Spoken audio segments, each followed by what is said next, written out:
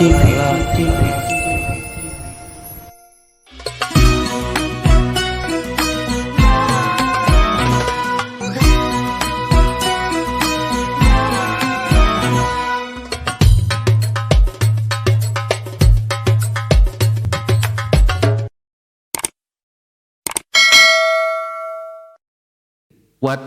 dan wajib ijabatun memenuhi undangan min ainin dari sumber. Min ainin ya. Wa in kana shaiman, meskipun posisi orang yang diundang itu lagi puasa. Walaupun kondisi kita lagi puasa, kalau diundang kita tetap datang. Alal masyhur, berdasarkan pendapat yang masyhur. Tetap. Tapi kasihan amat ya, kita datang orang-orang pada makan, kita iya diem manyun aja. Makanya lihat-lihat kalau lagi ada undangan jangan puasa dulu, apalagi puasa sunnah mah ya. Jangan sebelumnya ya gitu. Wakila, dan ada sebagian pendapat ulama tustahabbu, sunnah kalau lagi puasa mah. Ini kan tadi wajib tuh ya. Yang tadi yang wajib ya. Ada juga pendapat ulama lain mengatakan kalau orang yang puasa mah lagi puasa sunnah hukumnya memenuhi undangan. Liqaulihi, berdasarkan sabdanya Rasulullah sallallahu alaihi wasallam fima rawahu, pada hadis yang telah meriwayatkannya Ibnu Umar radhiyallahu anhuma, idza du'iya ahadukum ila walimah falyatiha. Idza du'iya, apabila diundang ahadukum, salah seorang di antara kalian, ila walimatin, pada suatu walimah, falyatiha, maka hendaklah ia mendatanginya. Falyatiha, maka hendaklah ia mendatanginya. Ini fi'il amr ya, fi'il amr. Al-amru yadullu 'alal wujub. Fa in kana muftiran, kalau dia tidak puasa yang diundang ini, falyut'im, maka makanlah. Kalau enggak puasa maka makanlah, iyalah pasti ya. Wa in kana shaiman, dan jikalau sedang puasa, falyada, maka tinggalkanlah makanan. Jangan makan. Kalau lagi puasa, datang tapi enggak makan. Masih lanjut, wa man dakhala ala ghairi da'watin, dan barang siapa masuk ke acara walimah ala ghairi da'watin, dengan tanpa undangan. Nah, ini dia dalilnya.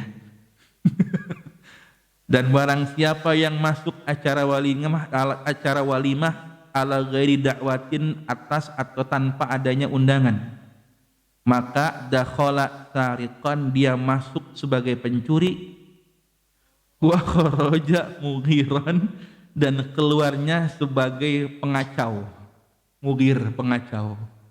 Masuknya laksana seorang pencuri, keluarnya laksana seorang pengacau. Kelakuan siapa nih dulunya begini nih? Ya, Masya Allah. Hampir segininya ya pentingnya ya, karena undangan ini hakul muslim alal muslim. Ya, yang udah dulu mah biarin lah ya. Kan begitu. Udah hajatan noh. Kebetulan nih mau makan siang ini. Paling begini, kata pengantin perempuan, oh teman suami saya. Kata pengantin laki-laki, oh teman istri saya gitu. Bebas kan akhirnya. Pas nanya, siapa itu? Nggak tahu. Aku juga nggak tahu. Nah, itu siapa ya?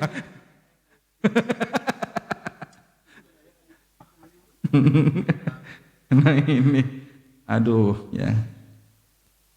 Paham lah kita ya. Ada dalilnya ini ya. Nggak bisa modus dan kita ya. Wa qala sallallahu alaihi wasallam, syarut ta'ami. Perhatikan baik-baik yang hendak mengadakan walimah nih. Syarut ta'ami, seburuk-buruknya makanan. Ta'amul walimah adalah makanan walimah. Nah loh, tenang. Jangan disunat sampai situ. Jangan dipotong dulu. Jangan jadi tukang sunat kalau baca hadis. Syarat ta'ami, seburuk-buruknya makanan, ta'amul walimati, adalah makanan di acara walimah. Walimah yang bagaimana? Yud'a ilaihil aghniya'u, diundang dalam acara tersebut agniya, orang-orang kaya, wa yutraful fuqara'u, dan tidak mengundang orang-orang fakir. Itu yang disebut syarut ta'am teh. Syarut ta'am, seburuk-buruknya makanan adalah makanan dalam acara walimah, yang mana pada walimah tersebut orang-orang kaya diundang, orang-orang fakir pada kelaparan kagak diundang. Di luar nungguin aja nasi bekas. Siapa tahu ada nasi bekas yang dibuang ke tong sampah, dia nungguin aja di luar. Sedangkan orang-orang kaya di dalam ketawa ketiwi, makan minum sepuasnya, tak sadar di luar sana ada orang-orang fakir yang sedang kelaparan. Itulah seburuk-buruknya makanan. Ya. Makanya suka ada tuh saudara-saudara kita yang kalau bikin walimah, selain ngundang kerabat dan teman-temannya, dia pun mengundang anak-anak yatim di acara walimahnya. Spesial lagi anak yatim mah. Ada VIP-nya. Saya pernah tuh hadir acara pernikahan VIP, tulisannya bukan VIP yatim. Jadi yatimnya itu VIP-nya. Yang lain orang tamu biasa, tapi VIP-nya yatim. Di ruangan itu khusus anak-anak yatim. Makanannya, settingannya betul-betul luar biasa, khusus yatim. Yang nggak yatim nggak boleh masuk situ. Termasuk ex yatim. Yatim kadaluarsa nggak boleh masuk situ.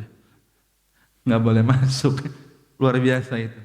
Boleh tuh konsep begitu tuh, ya, bikin acara jadi undang yatim, ya, sejumlah usia antum atau sejumlah usia antum sama istri antum digabungin, sejumlah itu yatim yang diundang, terserah. Atau sesuai dengan tanggal pernikahan, misalkan nikahnya tanggal 29 yatim diundang, fadhol. Atau nggak pakai gitu-gituan lah, yang penting undang yatim sebanyaknya.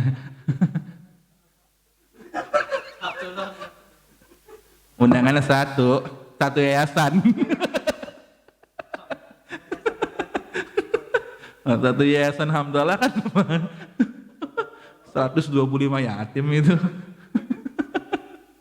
Nah, ini unik itu, Masya Allah. Ini kalau kita baca ini, Masya Allah. Jadi jangan sampai, naudzubillah min dzalik, ya, jangan sampai yaitu ada orang yang cuman bisa melihat dari kejauhan, ingin makan tapi nggak diundang, merasa nggak selevel, merasa nggak satu strata dengan yang diundang. Naudzubillah min dzalik. Jangan sampai dah, ya. Fadhal yang bikin walimah dikonsep sebaik mungkin. Kerabat, teman, fakir, miskin, du'afa, yatim hadirkan. Ya, Masya Allah, insya Allah berkah dunia akhirat itu. Ya. Wa man lam yujib, dan barang siapa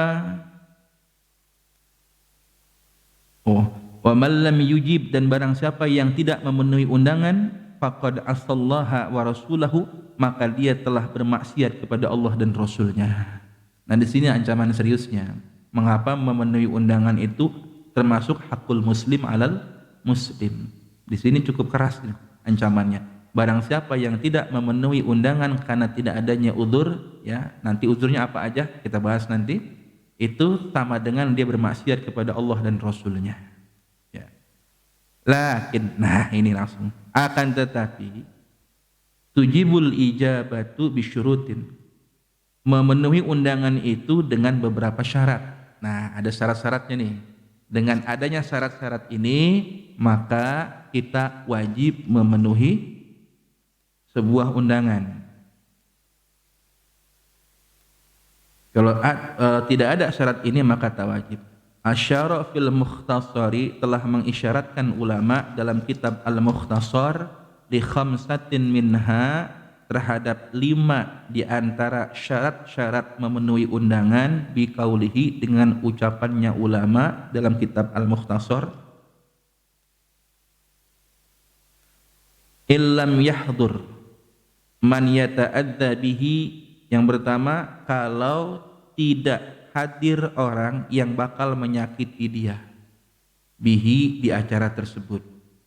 Kalau di acara itu kira-kira ada yang bakal nyakitin kita, kita nggak wajib hadir.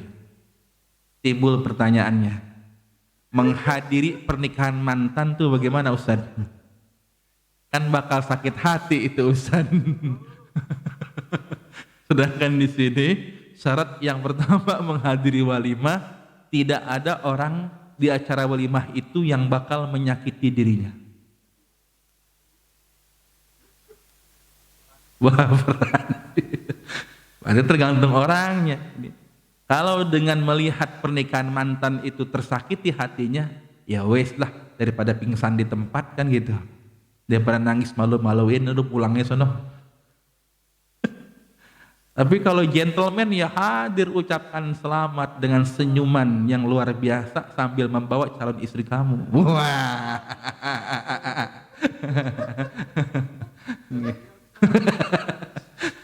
Begitu. Iya, tergantung orangnya tersakiti apa enggak itu menghadiri acara mantan itu. Ya.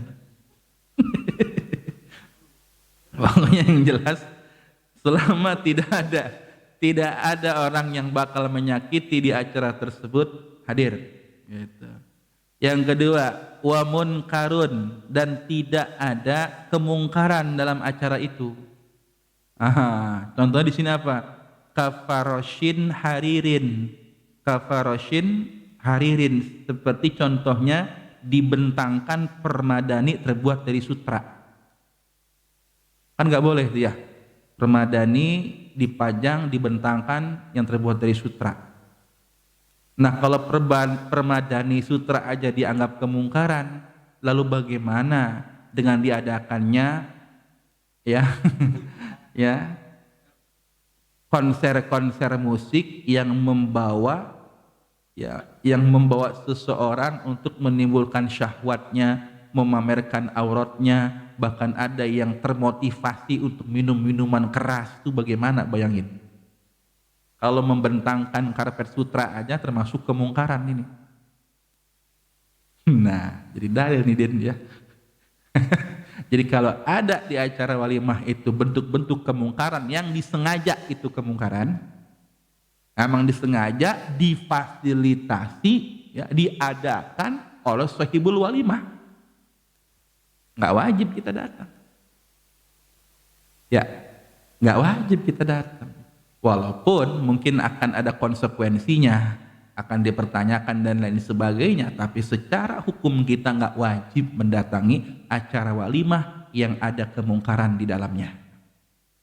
Paham ini? Paham ya? Jangan terlalu khawatir masalah ini. Ya, kalau emang pas lempengan kagak punya duit, ya, mau kondangan ada dangdutnya, beneran. Emang boleh nggak punya duit buat kondangan. Jadi dalil. Tuh saudara, apapun bentuk kemungkaran yang ada di acara walimah tersebut, ya, itu menyebabkan kita tidak ada kewajiban untuk memenuhi undangan tersebut. Paham sampai di sini? Baik, lanjut. Yang kedua itu. Yang ketiga, wasuwarun ala jidarin. Terdapat gambar-gambar makhluk hidup yang ditempel di dinding, di tembok-tembok acara walimah. Gambar-gambar makhluk hidup, lukisan, patung-patung, begitu ya. Kan ada tuh ya acara pernikahan yang masang-masang patung segala macam. Kalau ada bentuk hal-hal kayak begitu, kita nggak wajib datang. Yang keempat, wakasratu zihamin. Wakasratu zihamin. Dan terlalu ramai. Ziham itu apa? Krodit lah kata kita. Dan terlalu krodit, campur aduk laki-laki dan perempuan, terlalu krodit satu ruangan sehingga ikhtilat antara laki-laki dan perempuan tidak terhindarkan. Kalau kondisi walimahnya kayak begitu, kasratuz ziham, terlalu padat, terlalu ramai, terlalu krodit kondisinya, nyampur laki dan perempuan, kita nggak wajib hadir, kita nggak wajib penuhi undangan itu. Menghindari mudorotan gitu. Yang keberapa tuh? Keempat ya. Yang kelima, wa iglaqu babi dunahu. Nah ini lucu ini mah. Wa iglaqu babi dunahu, dan terkunci di dalam pintu orang lain. Kalau pintu rumah sendiri dia punya kuncinya. Ini masalahnya kekunci di pintu rumah orang lain. Ada aja ya ini kondisi. Pengen banget hadir, lagi mana ini saya nggak bisa hadir, kekunci. Atau mungkin dia dalam kondisi yang lain yang buat dia nggak bisa berangkat kemana-mana gitu. Kalau di sini kan terkunci pintu rumah dunahu selain orang lain. Kalau kunci rumah sendiri sih pasti ada kuncinya dia ke rumah sendiri. Ini tempat yang lain. Penjara apalagi jelas itu mah. Udah jelas nggak mungkin. Lo diundang noh mana acara nikahan sepatu. Yang diundang napi semua, gimana hadirnya? Ah ini saudara ya. Jadi terkunci. Ya, terkunci di sini kita kiaskan dalam kondisi seseorang yang tidak bisa membuat dia pergi. Ya, atau mungkin sedang dirawat di rumah sakit gitu ya. Sedang dirawat. Maknanya terkunci kan dia, semakna dia terisolasi di rumah sakit atau lain sebagainya. Nah, ini syarat-syarat yang memang kalau ini ada, maka kita tidak diwajibkan untuk hadir. Kalau ini tidak ada, ya, maka kita wajib untuk memenuhinya. Baik. Wa nadhama, dan telah menazamkan ulama sejumlah kalimat minha, daripada syarat-syarat wali kalimah, ya. Syurutul ijabatil walimah, syarat-syarat memenuhi undangan walimah. Al-Allamah Abu Abdullah Sayyidi Muhammad At-Tawudi atau At-Tawadi Ibnu Saudata rahimahullahu biqaulihi, dengan ucapannya beliau, Bahar Rozaz ini kayaknya, li muslimin bi ghairi ba'din aw wahal aw hazri aw nazrin qaumi man akal aw qasadal fakhra bima bihi fa'al aw akal al mad'u sauman aw basal aw khulitan nisa'u birrijali aw urifad da'i bi su'il hali aw kana mar'atun wa laysat mahrama aw amradan takhafu minhu ma'sama wa inda akasnani qaddim awwala fa illam tasawaya fa adna manzila. Bahar Rozaz ini. Li muslimin bi ghairi ba'din aw wahal, wajib bagi seorang muslim bi ghairi, terhadap orang lain, bi ghairi ba'din, terhadap muslim yang lain, gitu maksudnya. Tiup angin. Wajib bagi seorang muslim terhadap muslim yang lain, maksudnya memenuhi undangan walimah awahal, atau jalannya berlumpur. Selama jalannya tidak berlumpur, berarti ada kendala di perjalanan. Lumpur itu termasuk kendala, apalagi kondisinya banjir, longsor, gempa bumi, macet, dan lain sebagainya. Termasuk lumpur juga halangan seseorang hadir acara walimah. Berarti apa nih? Kondisi alam. Au hadrin, atau dikarenakan adanya halangan, terhalang tengah jalan, kecopetan, kerampokan, kena macet, lain sebagainya. Au nazri qaumin man akal, atau tanpa memandang suatu kaum yang sedang makan. Maksudnya apa itu? Au nazri qaumin man akal, atau memandang suatu kaum sedang makan. Maksudnya begini, mau hadir walimah kehalang sama sekelompok orang, banyak orangnya lagi pada makan. Ya, kita mau lewat nggak enak, ngelengkahin orang makan, bisa keinjak itu nampannya. Termasuk itu. Termasuk halangan hadir walimah. Terhalang pada kondisi sekelompok orang yang sedang makan, yang mana kita tidak bisa melewatinya. Sampai segitunya ya. Au qasadal fakhra, atau ya Yang walimah ini maksudnya fakhra, mau sombong. Bikin walimah maksudnya sombong bima bihi fa'al, terhadap perkara yang dengan itu perkara dia lakukan. Au akalal mad'umu, atau memakan orang yang diundang, yang diundangnya itu makan apa? Sauman, bawang putih. Au basol, atau bawang merah. Masya Allah, sampai segitunya. Kalau dalam acara itu hidangan yang dimakannya itu makanan yang membuat bau mulut, makruh kan? Cuman makruh kan? Itu masuk jadi halangan juga.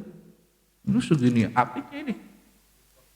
Apalagi jengkol itu, aduh. Ini apik amat yang ini mah ya. Sampai disediain bawang merah, bawang putih, apalagi jengkol. Dia jadi ilat biar gak hadir. Masya Allah.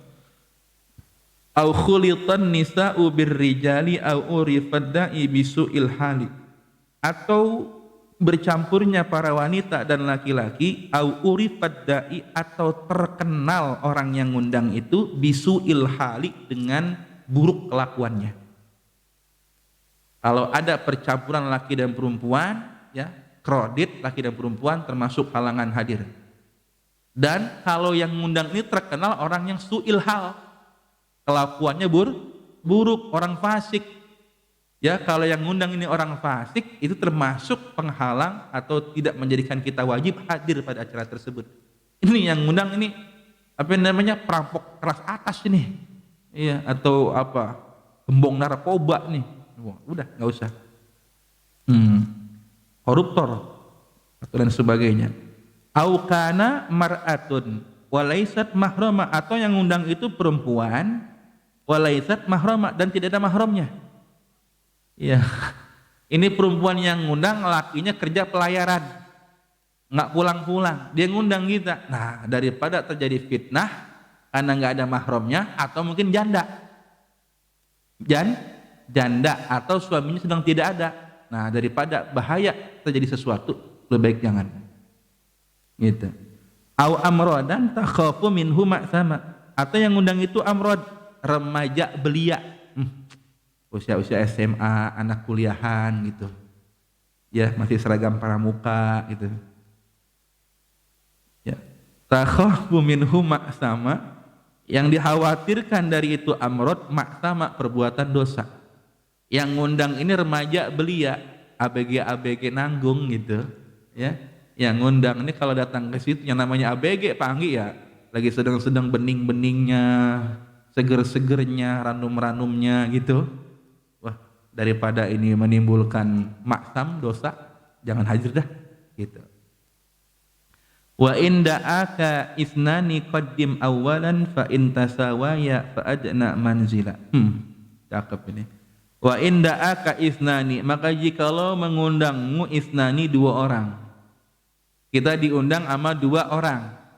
Ya, diundang dengan dua undangan nih. Qaddim awalan, maka dahulukan yang pertama kali ngundang. Akhlak nih. Kita dapat undangan dua. Mana yang duluan ini? Yang kita datangin, yang pertama kali ngundang. Satu tuh ya. Fa in tasawaya, ini gimana? Ngundangnya bareng. Ini gimana kalau ngundangnya bareng? Fa adna manzila, maka dahulukan yang rumahnya paling dekat. Dekat gitu. Kalau kita dapat dua undangan, utamakan yang ngundang terlebih dahulu, yang ngundang duluan. Kalau undangannya bebarengan, maka utamakan yang paling dekat rumahnya. Ya, ajib. Ya, berarti dibikin terakhir, yang dekat dulu. Ya, kalau yang ini kan dua undangan kasusnya. Ada dua undangan, ini ngundangnya bareng. Yang satu rumahnya jauh, yang satu dekat, utamakan yang dekat. Gimana kondisinya Ustaz? Yang ngundang duluan rumahnya jauh, yang ngundang belakangan rumahnya dekat. Ya, tetap yang kita datengin yang ngundang duluan, walaupun rumahnya jauhan.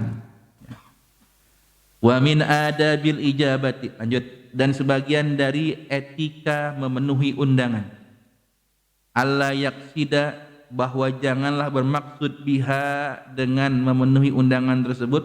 Nah, ya.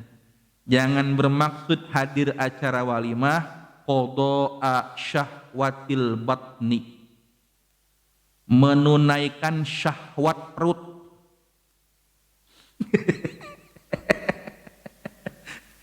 Waduh, mana tuh undangan Ustaz, lumayan ini perbaikan gizi. Jadi datangnya tujuannya pengen udah makan aja. Nah ini di sini dikritik sama Syekh Ibnu Yamun. Jadi kalau hadir acara walimah, ini bukan walimah saja, termasuk yang lain. Walimatul khitan, walimatul nikah, termasuk tahlilan, Isra Mi'raj, Maulid Nabi, apalagi nawaitu li kebuli lillahi ta'ala. Udah itu. Kalau sekedar memenuhi syahwat perut aja, ini nggak boleh. Makan dapat makan mah. Pahala, udah. Pemenuhan syahwat perut, ya itu dapatnya. Likulli mri'in manahwa. Aduh ya Allah. Matlab tuh. Mau keluar rumah, nawaitu yang bener dulu dah kalau mau kondangan ya. Bal, akan tetapi yanwiya, hendaklah dia niat biha dengan ijabah tersebut, ijabatul walimah, ittiba'a amri syari'i, mengikuti perintah syariat. Ya, mengikuti perintah syariat, hakul muslim alal muslim. Niat yang kedua, wa ikrama akhihi, niat memuliakan saudaranya. Saya niat memuliakan saudara saya yang sudah mengundang saya, ya Allah. 2. Niat yang ketiga, wa idkhalas sururi alaihi, niat yang ketiga memasukkan kegembiraan ya alaihi kepada orang yang ngundang. Karena tentu kehadiran kita sangat menyenangkan hati orang yang mengundang, betul tidak? Rasakan ya, kalau kita ngundang orang yang datang kan senang banget kita. Nah, wa ziyaratahu, niat yang keempat, ziarah atau niat ziarah, niat mengunjungi saudara. Kemana mau ziarah? Ziarah kemana? Walimahan. Iya. Wasiyanata nafsihi, niat yang kelima, niat memelihara dirinya ansu idzanni, dari prasangka buruk, bihi dengan dirinya, kepada dirinya maksudnya, fi imtinaihi, di dalam menolaknya dia untuk hadir dalam acara tersebut. Jadi niat yang kelima, dia menjaga supaya dirinya tidak terkena suudzon oleh sohibul walimah, sohibul hajat, yang mana kalau kita menolak hadir takutnya nanti tuan rumah suudzon. Dah, kenapa nggak mau datang? Marah sama saya, benci sama saya. Suudzon artinya kan ya. Niatnya itu. Niatnya itu.